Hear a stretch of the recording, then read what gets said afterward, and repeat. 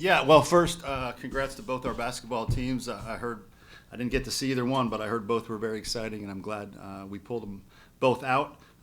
As it refers to us, I think we played, again, a really complete game. Pitched really well, only gave up 4 hits. Our offense, 10 runs on 12 hits, and then errorless defense. So a complete game for us, so very happy about that. Dylan obviously pitched a lot better today. It seemed like he was a lot more comfortable, especially the second time through the order. Just wanted to get your thoughts on the way he pitched today. I thought he pitched well. Again, 5 innings, 1 earned run, no walks. That's huge for him.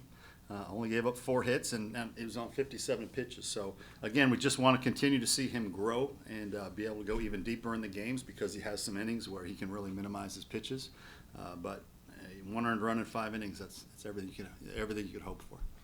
How much consideration did you give to get him back out there in the 6th, or did you know that was going to be it for him? We thought it was trending in a way that, with the lineup flipping over again at that point, with the way they started hitting a couple balls harder, we just thought it was the right time, because we've watched him now over multiple starts, and you could kind of tell with him when they're starting to measure him a little bit and when the ball might be starting to flatten out just a little bit.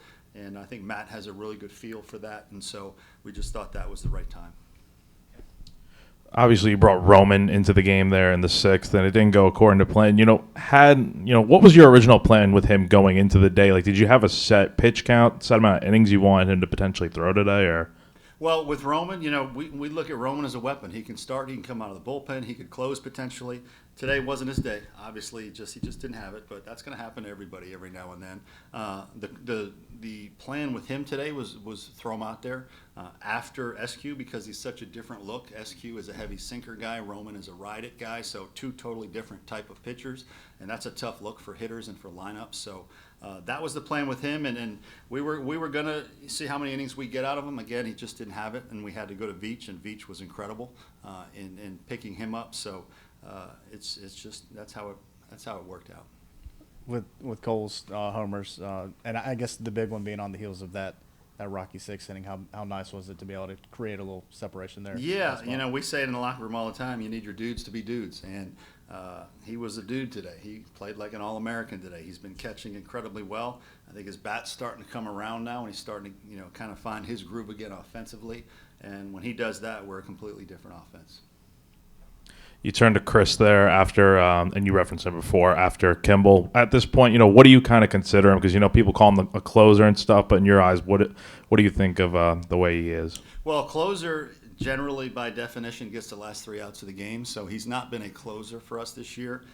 Another term in baseball that we use is stopper. I think for him, he's a stopper, which means he can stop a big rally from coming at any point in the ball game. And today it was in the middle of the game, but it was bases loaded. It was a close game. They had pulled within 1 run, and he came in and got 2 big strikeouts with the bases loaded. So he's more of a stopper for us than he is a closer. With Kennedy's hit there in the 5th, how much of a game changer was that to get the lead back and kind of maintain it the rest of the way? Yeah, they pulled close, and then we just started to pull away after that. I think it was Kennedy's been taking really good at bats. He's been a really nice spark to our lineup. He got on base 3 times via the walk today and had the big double. So he's been a nice part of the middle of our order. With pinch hitting for Bakes there, I forget what inning it was. Was that something you knew you were going to do coming into that inning? And what was it like to see it kind of pay off with Causey getting the RBI single there? Yeah, the DH role has kind of been a little bit in flux for us. We've been giving different guys opportunities, and right now we're trying to find left-right matchups. We're just trying to find something that can really stick there. And Causey has been really good against right-handed pitchers. Bakes, we wanted to give him a shot against the lefty today, and when they brought in the righty, it was time to go to Causey, and that was part of the plan. But we need to find somebody that really wants to take that DH spot and run with it. Coach, speak to Gavin's performance today at the plate and how important that is. It's very important for us. Obviously, we know the kind of year Gavin had last year. We know the kind of hitter he can be. And what you saw today was Gavin when he's at his best. He was driving balls the other way.